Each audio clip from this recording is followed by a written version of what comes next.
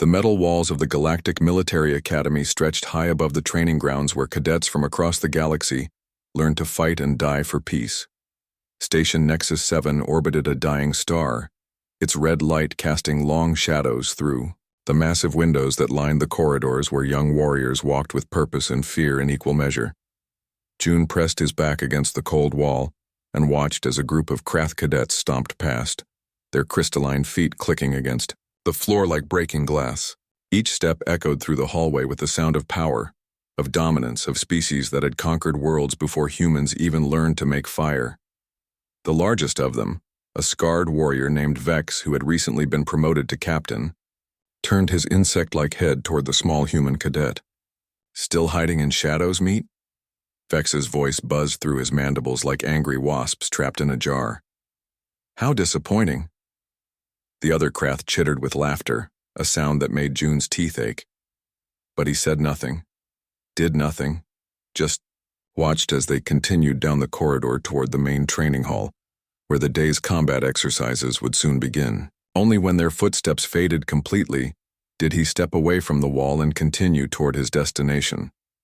The human quarters were located in the oldest section of the academy, far from the luxury suites where the Krath lived, and the comfortable barracks assigned to the Vorthak and Palani cadets. Here, in rooms barely large enough for a single bed and a storage locker, the 23 human cadets made their home among the stars. June knocked twice on the door marked with Mina's name and waited. "Come in," her voice called softly. He found her sitting at a small desk, studying tactical manuals that most cadets would never bother to read. Mina was small even by human standards, with short black hair and eyes that never seemed to stop analyzing everything around her. She looked up as he entered and immediately noticed the bruise on his left arm. "Training accident again?" she asked, though they both knew it was no accident. "Zek thought I was moving too fast during combat drills," June replied, settling onto the edge of her bed. "He helped me slow down." Mina's jaw tightened, but she said nothing. What was there to say? The Academy's rules were simple. Might makes right, and humans were among the weakest species ever admitted to the program. They were here as an experiment, a test to see if the soft mammals from the small blue planet could contribute anything meaningful to galactic defense. So far, the experiment was failing badly. "Daiho wants to see us," Mina said, closing her manual. "He says he has something that might help." They walked together through corridors filled with alien cadets who barely acknowledged their presence. A group of Vorthak warriors, each standing, nearly 3 meters tall with thick gray skin that could stop small projectiles, practiced formation fighting in one of the open areas. Their instructor, a battle-scarred veteran with missing chunks of flesh where enemy weapons had found their mark, shouted commands in their harsh native tongue. The Palani cadets moved like liquid shadow along the walls, their 4 arms allowing them to carry twice as many weapons as most species. They were natural scouts and assassins, evolved on a world where stealth meant survival and hesitation meant death. Even at rest, they seemed ready to vanish into darkness at the first sign of danger. And then there were the humans, walking carefully between these giants and killers, trying not to draw attention to themselves while learning to fight wars they had never imagined. Daiho's workshop occupied a corner of the engineering section, filled with half-assembled devices and modified equipment that should have gotten him expelled months ago. But even the Krath instructors had to admit that his improvements to standard gear were remarkable, even if they came from a species too weak to use them effectively. "Look at this," he said without greeting, holding up what appeared to be a standard combat knife. "I changed the weight distribution and modified the grip for human hands." June took the weapon and immediately felt the difference. Where Academy-issued blades were designed for the crushing grip strength of Krath warriors, or the multiple appendages of Palani scouts, this felt natural in human fingers. The balance was perfect, the edge sharp enough to cut through most materials the Academy used for target practice. "How many can you make?" Mina asked, testing the blade's flexibility. "Enough for our people," Daiho replied. "But that's not the real problem." He gestured toward a display screen showing Academy combat statistics. Human cadets ranked last in every category except one, adaptability. While other species excelled in the areas they were naturally gifted for, humans showed an unusual ability to learn and adjust to different fighting styles and situations. We learn faster than anyone else, Deho continued, but we're not strong enough to matter, and we're too few to make a difference. Maybe that's changing, June said quietly. Both of his friends looked at him with surprise. June was known for his calm nature and careful words, not for optimism about their situation. At the academy, Yoon told me something interesting yesterday, he continued. The instructors have been watching our combat footage, not to mock us, but to study us. They're trying to figure out why we fight the way we do. What do you mean? Mina asked. Think about yesterday's exercise, June explained. When that Vorthak cadet cornered me in the maze, what did I do? You ran, Deho said. Smart move, considering he outweighed you by about 200 kilograms. But I didn't just run. I led him through 3 different traps I had prepared. Earlier wore him down, then attacked when he was exhausted. No other species fights like that. The Krath charge directly at enemies. The Vorthak use brute force. The Palani strike from shadows. But humans think, Mina finished, understanding dawning in her eyes. We plan. We adapt. We use our environment. Exactly. And that scares them more than they want to admit. Their conversation was interrupted by the sharp sound of the Academy's alert system. All cadets were required to report to the main training hall immediately for an unscheduled combat exercise. As they walked toward the gathering, June noticed something different in the way other species looked at the human cadets. Where before there had been contempt or amusement, now there seemed to be something else. Curiosity, perhaps. Or concern. The training hall buzzed with nervous energy as cadets from 17 different species formed ranks according to their academy hierarchy. The Krath stood at the front, their crystalline armor gleaming under the artificial lights. Behind them, the massive Vorthak warriors created a wall of gray flesh and muscle. The nimble Palani arranged themselves in perfect formations that seemed to shift and flow like living geometry. And at the back, as always, stood the humans. Captain Vex stepped forward, his scarred carapace catching the light as he surveyed the assembled cadets. When his compound eyes settled on the human section, his mandibles clicked with what might have been amusement. Today's exercise will test your ability to adapt under pressure, he announced, his voice carrying easily across the vast space. You will be divided into mixed species teams and dropped into a combat simulation where only the strongest will survive. June felt Mina tense beside him. Mixed teams meant humans would be forced to work directly with species that saw them as liabilities at best, prey at worst. Team assignments will be random, Vex continued, and there will be no mercy for weakness. As the computer selected teams and displayed them on the main screen, June found himself assigned with 2 Krath cadets, including Zek, and 1 Vorthak warrior. Looking around, he saw that most of the other humans had been similarly distributed among teams dominated by species that actively disliked them. It was not a coincidence. The simulation environment materialized around them as the academies advanced. Holographic systems created a war-torn cityscape, complete with crumbling buildings, abandoned vehicles, and the constant sound of distant weapons fire. Each team was dropped at a different location with minimal equipment and a simple objective: survive until extraction.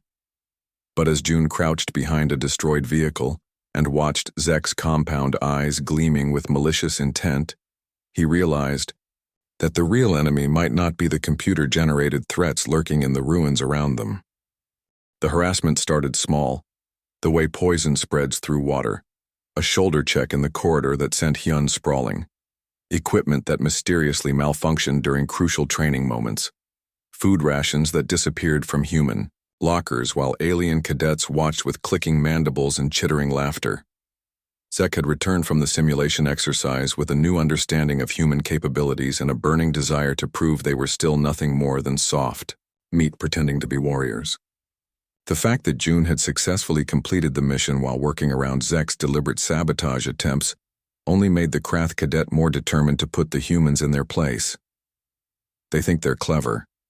Zek told his followers as they gathered in the Krath Common area, a space designed with crystalline furniture that would shatter human bones if used incorrectly. But cleverness means nothing when you can be broken so easily.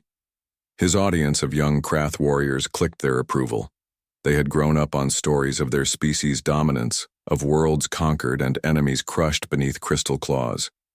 The idea that weak mammals from an insignificant planet could somehow match them in combat was an insult that demanded correction.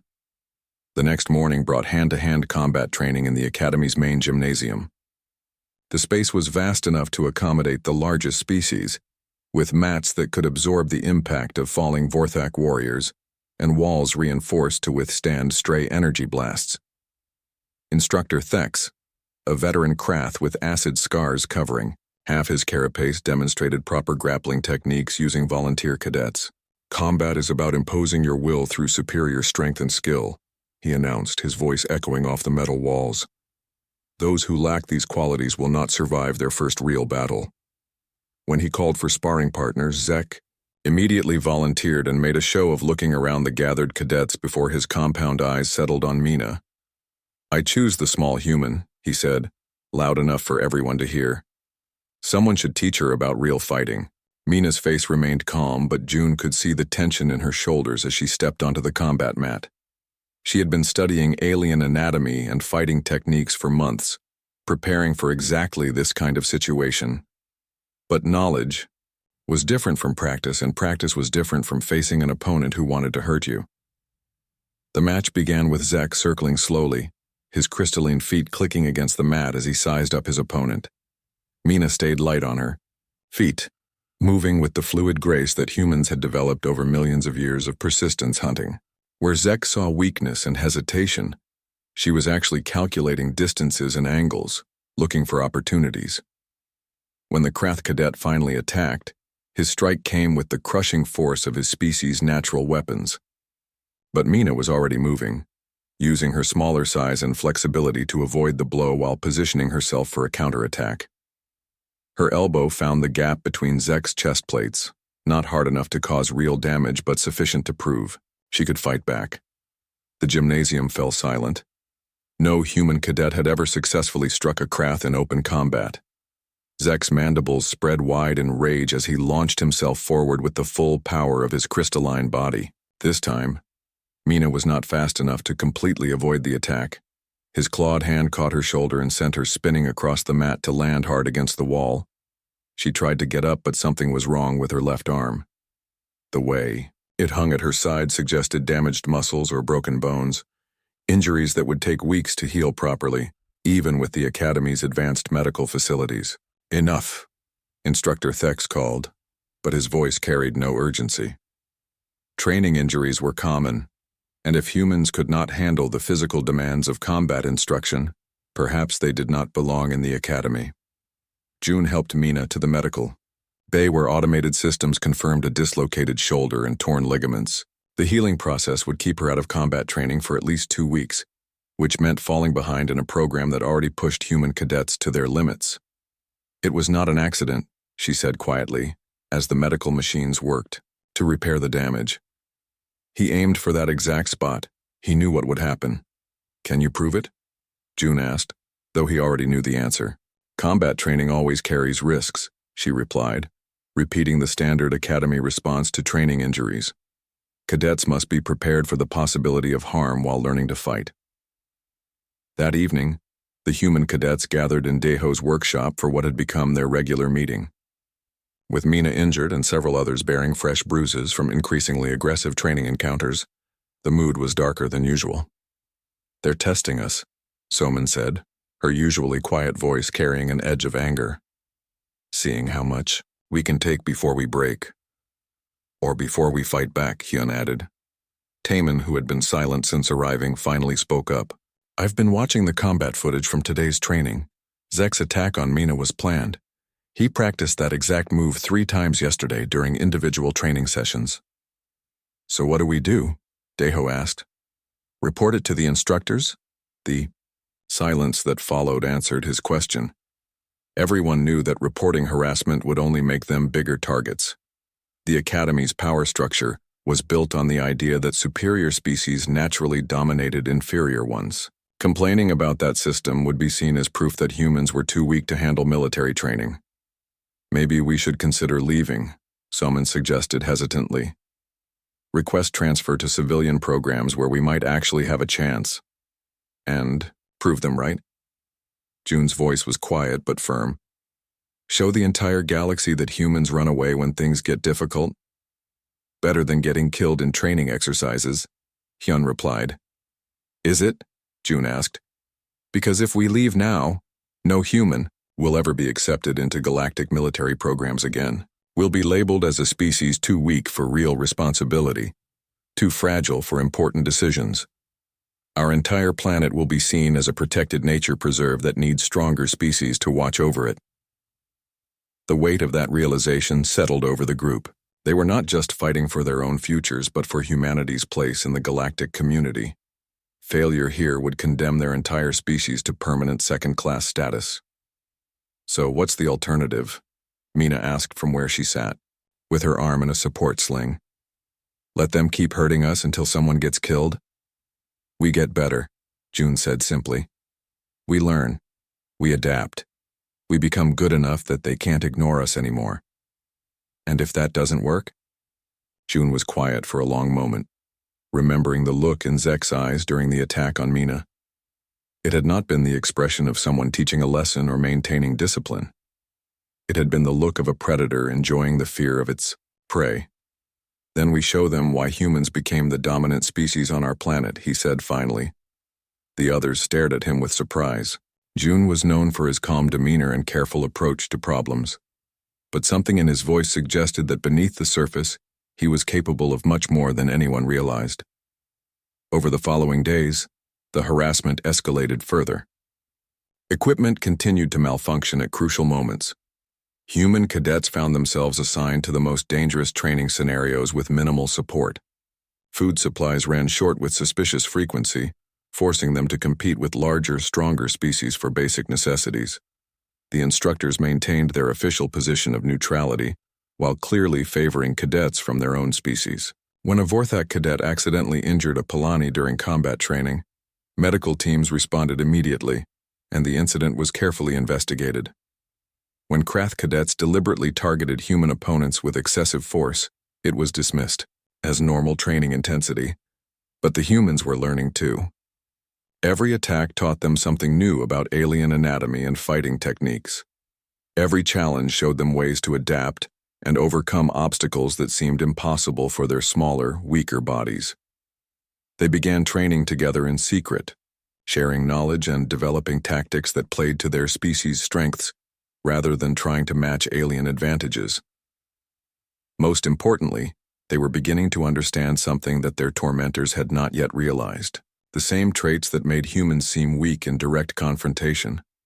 Their flexibility and creativity and willingness to try unexpected approaches also made them incredibly dangerous opponents when they decided to fight back.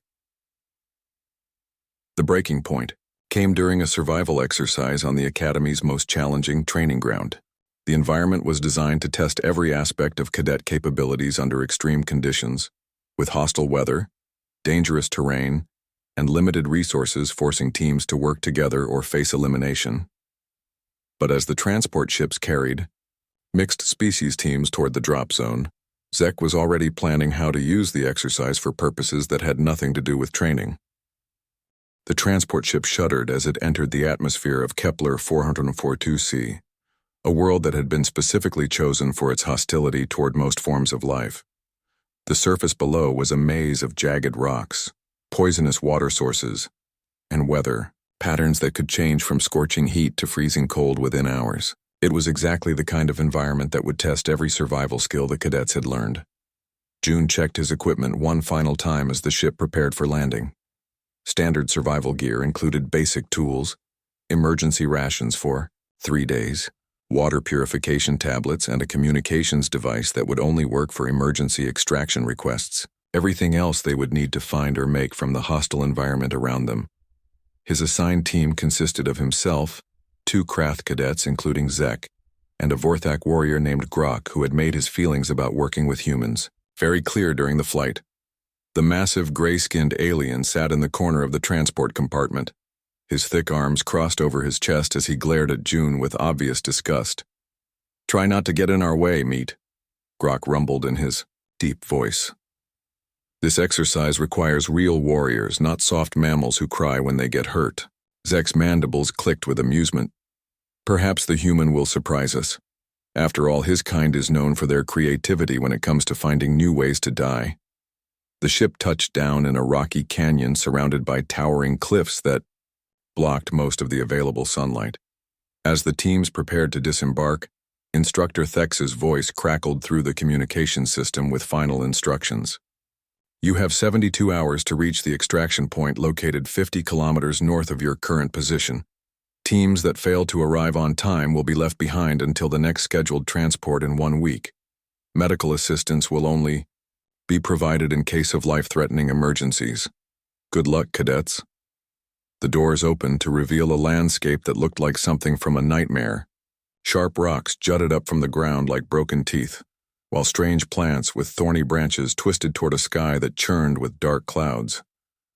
The air carried the smell of sulfur and something else, something that made June's instincts scream warnings about predators and poison. "This way," Grok announced, pointing toward a narrow pass between two cliff faces. "Direct route. We can reach the extraction point in 2 days if we move fast." June studied the terrain with careful attention to details that his larger teammates seemed to ignore. The pass looked like an obvious choice, but the rocks around its entrance were stained with what appeared to be dried blood. Old scratches on the stone suggested that something large and aggressive used the area regularly, probably for hunting. "Maybe we should consider a different route," he suggested. "That pass looks dangerous." "Everything here is dangerous," Zeki replied, his compound eyes gleaming with malicious amusement. "But I suppose humans would prefer to hide from challenges rather than face them directly." They entered the pass despite June's concerns, following Grok as he pushed forward with the confidence of a species that had conquered hostile worlds through pure strength. The Vorthak warrior's thick skin could absorb damage that would cripple other species, while his massive frame allowed him to move obstacles that would stop smaller beings. But strength was not always the solution to every problem. The attack came, without warning, as something dropped from the cliffs above. June caught a glimpse of multiple legs and snapping jaws before the creature landed on Grok's back, with enough force to drive the Vorthak warrior to his knees. Local predator, evolved for ambush hunting in rocky terrain, perfectly camouflaged and deadly to anything that entered its territory. Zek and the other Krath cadet immediately began striking at the creature with their crystalline claws. But their attacks were poorly coordinated and mostly ineffective against the predator's armored hide. Grok thrashed wildly, trying to dislodge his attacker while roaring in pain and rage. June moved differently. Instead of attacking the creature directly, he studied its behavior and anatomy, looking for weaknesses that brute force could not exploit. When he finally acted, his attack targeted a specific nerve cluster behind the predator's primary eyes, using a modified combat knife to deliver a precise strike that paralyzed the creature's hunting instincts. The beast released Grok and fled, back up the cliff face, leaving behind a wounded Vorthak warrior and 3 shocked alien cadets who had just watched a human save their lives using intelligence rather than strength. "Interesting technique," Zek said after a moment, but his tone suggested anything other than gratitude. "I did not realize humans studied xenobiology so carefully." The rest of the first day passed without major incident as they made their way through increasingly difficult terrain. June's knowledge of survival techniques proved useful when they needed to find clean water and shelter from a sudden storm, but his teammates treated his contributions with suspicion rather than appreciation. On the second morning, they encountered another team near a natural spring that provided the only fresh water for kilometers around. The other group consisted of Mina, despite her recent injuries, along with Yun and 2 Palani cadets who moved like liquid shadow even in the harsh daylight. "Well, well," Zek said as they approached the water source. "Look what we have here, more humans pretending to be real cadets." Mina looked up from where she was refilling her water containers, her left arm still showing signs of weakness from the training injury. "Zek, Grok, I hope your exercise is going well." It would be better if we did not have to share resources with inferior species, Grok rumbled, moving to block access to the spring. This water is needed by real warriors. The spring is large enough for everyone, June said carefully, trying to defuse the situation before it escalated. There's no need for conflict. No need. Zek's mandibles spread in what might have been a smile if he had been human. I think there is great need. Someone should teach you meat creatures about proper respect for your betters. He stepped toward June with deliberate menace, his crystalline claws extending slightly from his hands. The other aliens formed a loose circle around the humans, cutting off escape routes while maintaining the pretense that this was just a casual encounter between teams. Your friend already learned one lesson, Zek continued, gesturing toward Mina's injured arm. Perhaps it is time for you to learn another. We don't want any trouble, Hyun said, but his voice carried an edge that suggested he was prepared for whatever came next. Of course you do not, Zek replied. Humans never want trouble. You prefer to hide and scheme and pretend you are something more than prey animals playing at being predators. Without warning, he grabbed June's right hand and squeezed with the crushing strength of his crystalline fingers. The pressure was incredible, far beyond anything human bones were designed to withstand. June felt his index finger bend in ways that nature never intended, before the sharp crack of breaking bone echoed across the rocky landscape. The pain was immediate and overwhelming, shooting up his arm like liquid fire. But June did not scream. He did not beg for mercy or try to pull away. Instead, he looked directly into Zek's compound eyes and spoke in a voice that remained perfectly steady, despite the agony. You have no idea what you just did. There was something in his tone that made Zek's grip falter slightly. Not fear or pain, which the Krath cadet had expected, but something else entirely. Something that suggested the broken finger was not the end of this encounter, but the beginning of something much more serious. Is that a threat, Meat? Zek asked, trying to maintain his dominance despite the sudden uncertainty in his voice. June smiled, and the expression was nothing like the careful diplomatic expressions he had worn throughout his time at the academy. This smile belonged to a different kind of human, one that had been hidden beneath layers of civilization and restraint. No, he said quietly, still cradling his broken finger. It's a promise. The word hung in the air between them like a challenge that could not be taken back. Zek released his grip and stepped away, suddenly aware that something fundamental had changed in the dynamics of their relationship. The other aliens sensed it too, shifting nervously as they tried to understand what had just happened. Come on, Grok said finally, uncomfortable with the tension that had filled the clearing. We have wasted enough time here. As the mixed team moved away from the spring, Zek kept glancing back at the humans with growing unease. He had expected submission and fear, the normal response of weak prey when confronted by superior predators. Instead, he had seen something in June's eyes that reminded him of old stories from his homeworld, tales of creatures that became most dangerous when they were wounded and cornered. The humans remained at the spring for several minutes after the others left, tending to June's injury and discussing what had just occurred in voices too quiet for alien ears to overhear. When they finally departed, they moved with a different kind of purpose than before, as if the breaking of a single finger had somehow changed the rules of the game they were all playing. Behind them, the natural spring continued to flow with clear water while strange plants swayed in the alien breeze.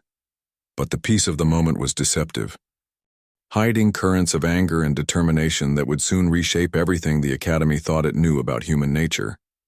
The exercise continued, but for June, the news spread through the human quarters like wildfire in dry grass. June's broken finger became more than just another training injury. It became a symbol of everything the human cadets had endured since arriving at the Academy. As word passed from room to room, something changed in the eyes of young humans who had spent months learning to accept their place at the bottom of the Academy's hierarchy. Soman stopped avoiding the common areas where Krath cadets liked to gather. Instead, she began walking through those spaces with deliberate confidence, her small frame somehow projecting an aura of quiet menace that made even seasoned warriors step aside. When a group of Palani scouts tried to corner her in an empty corridor, She smiled at them with an expression that made their forearms twitch toward concealed weapons. "Is there something you needed?" she asked in a voice that carried no trace of the timid cadet they remembered from previous encounters. The Polani exchanged nervous glances before deciding they had somewhere else to be. As they melted away into the shadows, Soman continued her walk with the same calm confidence, leaving behind aliens who suddenly wondered if they had misjudged the soft mammals from the small blue planet. Taman abandoned his previous strategy of trying to blend in and become invisible.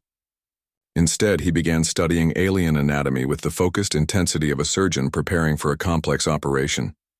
His quarters filled with detailed diagrams showing nerve clusters, joint articulation points, and vulnerable organ placement for 17 different species.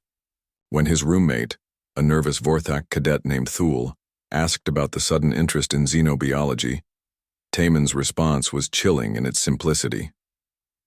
"Know your enemy," he said, without looking up from a particularly detailed diagram of Krath, respiratory systems. "Understand exactly how they work, then you know exactly how to make them stop working." The Academy's instructors noticed the change but misinterpreted its significance. To them, the humans appeared to finally be accepting their position in the natural order of things. They moved with less obvious fear, spoke with more confidence, and seemed to be adapting to military life in ways that suggested they might actually survive their training. What the instructors failed to recognize were the signs that any human from Earth would have immediately understood. The way human cadets now moved through the Academy's corridors was not the walk of prey animals accepting their fate. It was the confident stride of persistence hunters who had identified their targets and were patiently waiting for the right moment to strike. Deho's workshop became the unofficial headquarters for what the humans privately called research activities. His technical skills, combined with detailed anatomical studies provided by Taman and tactical analysis from Mina, produced modifications to standard equipment that were specifically designed for use against alien physiology. The problem with their approach, Deho explained to a small group of human cadets, is that they think strength equals dominance. But humans didn't become apex predators by being the strongest. We became apex predators by being the smartest. He held up a modified training weapon that looked identical to Academy standard equipment, but had been altered in ways that would be invisible to casual inspection. The weight distribution had been adjusted for human grip strength, the striking surface modified to maximize impact against crystalline Krath armor, and the handle redesigned to provide better leverage for strikes against vital points. "Every species has weaknesses," he continued. "Krath joints can be dislocated with the right pressure applied at precise angles. Vorthak nervous system shut down if you interrupt specific nerve pathways. Polani coordination fails when you damage their inner ear structures. The Academy taught us all of this in xenobiology classes, but they never considered that we might actually use the information." Mina's role evolved from strategic planning to psychological warfare. Her injury had given her time to observe alien behavior patterns without the distraction of physical training, and what she discovered was that most species at the Academy had never encountered an enemy that fought with intelligence rather than instinct. "They expect us to react emotionally," she told the others during one of their evening meetings. "When they hurt us, they expect anger or fear or submission. They don't expect calm analysis and careful planning. That gives us a significant advantage." Her arm was healing faster than expected, aided by determination and a new exercise program that she claimed was designed for rehabilitation. But June noticed that her movements were becoming more precise, more economical, as if she was training for a specific type of combat rather than general physical therapy. The change in human behavior did not go completely unnoticed by their alien classmates. Some of the more observant cadets began to sense that something was different about the mammals who had previously seemed so harmless, but their understanding of the shift was limited by their own cultural perspectives and assumptions about human nature. The Krath interpreted increased confidence as delayed submission finally taking proper form. The Vorthak assumed the humans were simply accepting their role as support personnel, rather than frontline warriors. The Polani thought the mammals were finally learning proper stealth techniques. None of them recognized the signs of apex predators, preparing to defend their pack. Captain Vex was the first to realize that human behavior had changed in ways that might actually matter. His position required him to observe all aspects of Academy life, including the social dynamics between different species. What he saw in recent weeks suggested that the humans were adapting to military life in unexpected ways. But adaptation was not necessarily a problem. In fact, it might provide an opportunity to settle the question of human capabilities once and for all. If the soft mammals were finally developing proper warrior instincts, they could be tested to determine whether those instincts were genuine or merely another form of weakness disguised as strength. The Academy's most prestigious event was the monthly Honor Guard ceremony, where exceptional cadets were recognized for their achievements in training and leadership. It was also an opportunity for the entire Academy community to witness demonstrations of proper military bearing and species hierarchy. Captain Vex decided that the next ceremony would include a special demonstration of human progress in adapting to galactic military standards.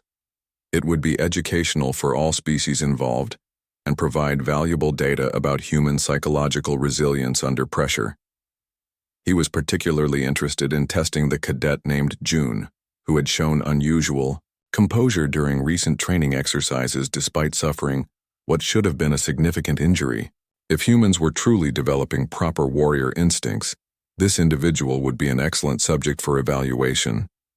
The announcement came during the regular morning assembly, when all cadets gathered to receive daily instructions and assignments. Captain Vex's voice carried easily across the vast hall as he outlined plans for the upcoming ceremony.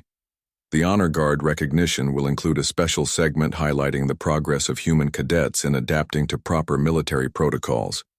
He announced, "Cadet June will demonstrate his understanding of appropriate behavior when confronted with superior authority." The human section of the assembly remained perfectly still, but alien cadets throughout the hall clicked and chittered with anticipation. Everyone understood what such a demonstration would involve, and most were curious to see how the mammals would respond when their supposed progress was publicly tested. June himself showed no visible reaction to the announcement, but those who knew him well enough to read human expressions might have noticed something subtle shift behind his eyes. It was not fear or anger or resignation, but something else entirely. It was the look of a hunter who had just been told that his prey would be walking directly into his trap. The days leading up to the ceremony passed with unusual tension throughout the Academy.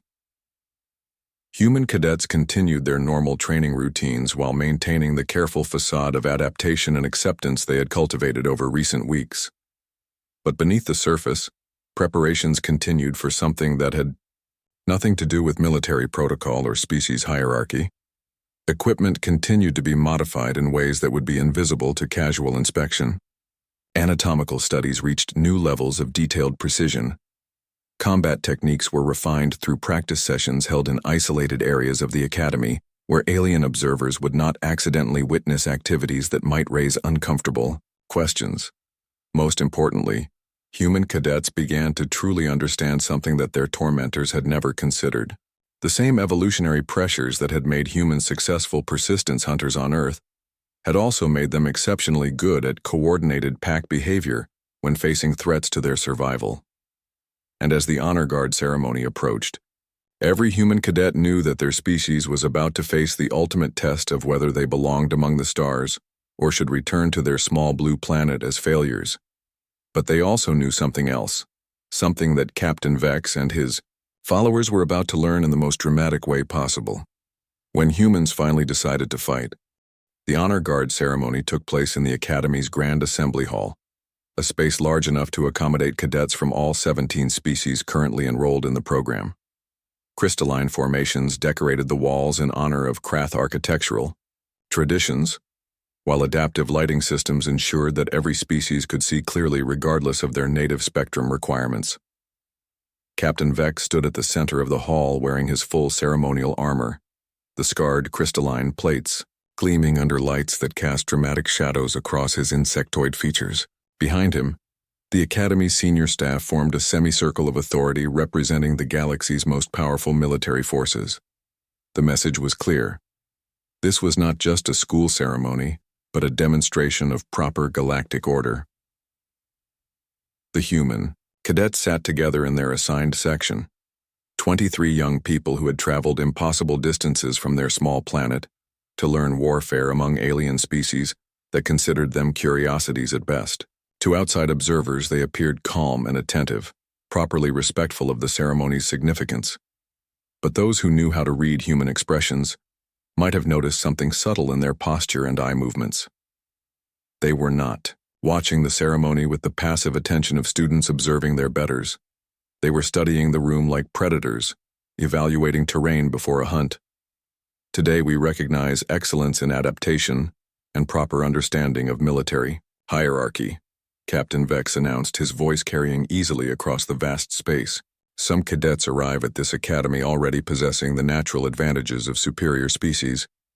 Others must learn to accept their limitations and find appropriate ways to contribute to galactic defense. Polite clicking and chittering came from the alien sections as cadets acknowledged the wisdom of their superiors' words.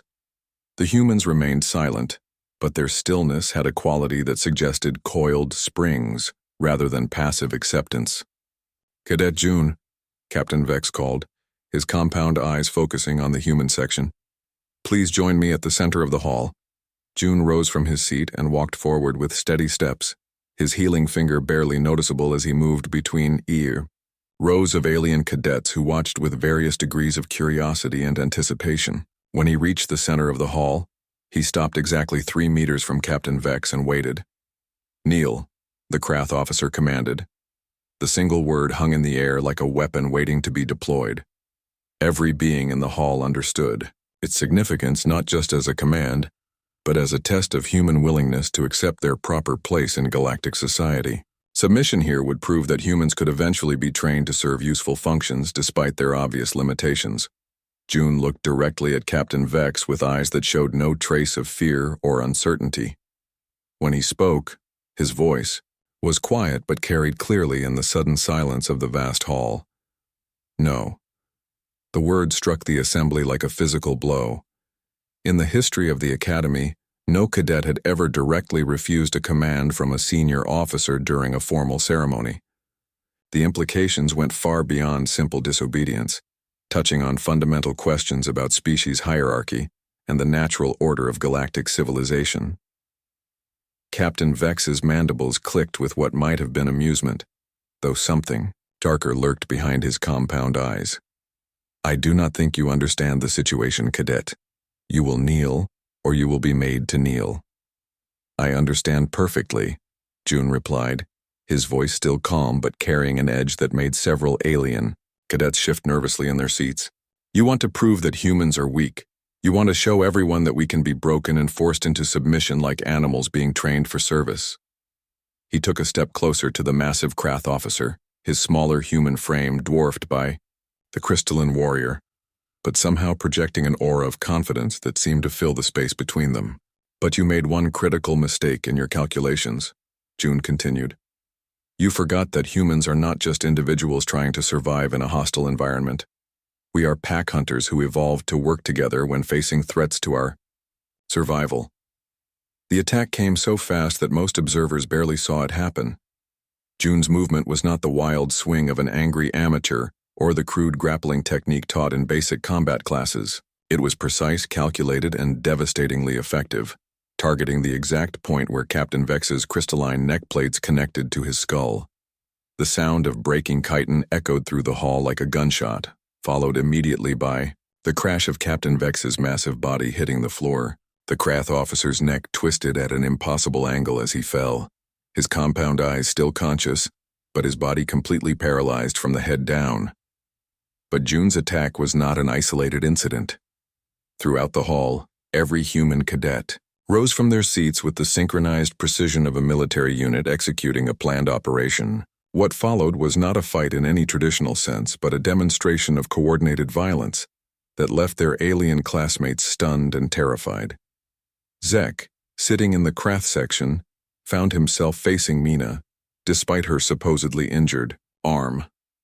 Her strike targeted the nerve cluster behind his primary breathing aperture, a location she had studied with surgical precision during her recovery period.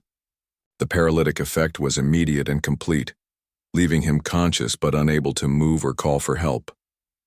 Grok attempted to use his massive size advantage against Soman, only to discover that human flexibility and anatomical knowledge made size irrelevant when attacks targeted specific vulnerability points. She moved like liquid shadow around his defenses, striking at pressure points that shut down major muscle groups and left the Vorthak warrior helpless on the floor.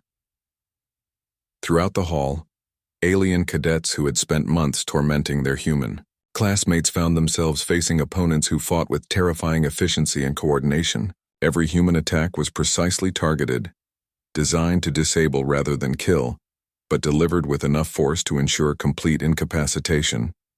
The Polani cadets tried to use their natural stealth abilities to escape or regroup, but they discovered that humans had been studying their movement patterns for months.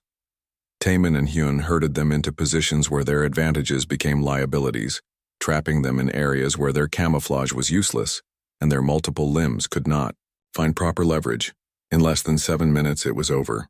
The hall that had been filled with the sounds of combat and alien distress calls fell silent, except for the labored breathing of defeated warriors and the quiet footsteps of human cadets regrouping around their fallen enemies. The Academy's senior staff, who had been too shocked to intervene during the brief but decisive battle, now found themselves facing 23 humans who showed no signs of injury, despite having just defeated opponents with significant physical advantages. "Explain yourselves," demanded Instructor Thex, though his voice carried more uncertainty than authority. June, still standing over Captain Vex's paralyzed form, looked up at the gathering of alien officers with the same calm expression he had worn throughout his time at the Academy. "You wanted to see what humans are capable of in combat," he said simply. "Now you know. We are not prey animals playing at being predators. We are predators, and we have been restraining ourselves out of respect for galactic law and diplomatic protocols." He gestured toward the disabled alien cadets scattered throughout the hall, each one representing a species that had considered itself naturally superior to humanity. "This is what happens when humans stop being polite," he continued. "We studied every species in this academy. We learned your weaknesses, your blind spots, your assumptions about combat and hierarchy. We prepared for this moment from the day we arrived, because we knew that eventually someone would push us far enough to make restraint impossible." The implications of his words settled over the assembly like a heavy weight. Every alien present suddenly understood that the months of harassment and domination had been observed, analyzed, and countered by a species that approached warfare with the same systematic intelligence they applied to every other challenge. The broken finger was not an ending, June said, looking directly at Captain Vex's conscious but immobilized eyes. "It was a beginning. You taught us that strength and dominance are the only languages spoken in this academy, so we learned to speak those languages fluently." In the days that followed, news of the incident spread throughout galactic military circles with the speed of hyperspace communications. The academy that had been designed to prove human inadequacy had instead demonstrated capabilities that forced immediate re-evaluation of everything the galaxy thought it knew about the species from Earth. New protocols were implemented overnight. Human cadets were no longer treated as curiosities or experimental subjects, but as potentially dangerous assets requiring careful handling and respect. The casual harassment that had defined their academy experience ended completely, replaced by wary recognition of abilities that few had imagined possible. Captain Vex spent the remainder of his life in a specialized medical chair, his paralyzed body serving as a permanent reminder of what happened when superior species pushed humans beyond their carefully maintained limits.